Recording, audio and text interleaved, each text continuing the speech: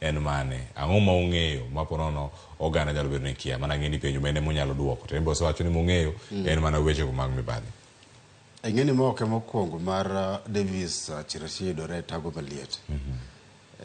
Ndalo sirkal Ruto gi Uhuru ne en idara mar migawo mar ICT to nochuone mogwe tao nitiere gik mano miene kanyo. Koro it's not the first time. King'iyo chik wan gimiluongo ni the Energy Act, chik no keto migepe mopogore opogore matayo weche mag energy. Wan gi Energy and Petroleum Regulatory Authority maluongo ni EPRA, mano kawo from Energy Regulatory Commission. Wan gi National Oil Corporation to gi Ministry mar Energy.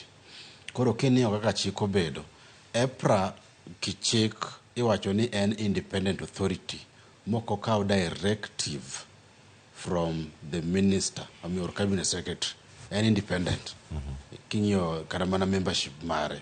To gima timore ka en ni EPRA, boss mar EPRA, Nicholas Kipto, iwacho ni no wuok embe achiel kachiel modhi United Arab Emirates sign documents.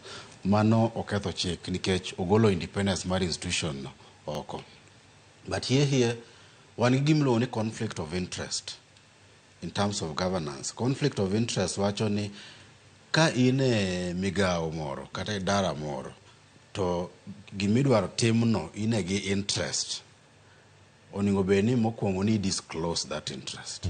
To kise disclose that interest, then ni koro ok inyal bedo achiel kuom jok matayo program no.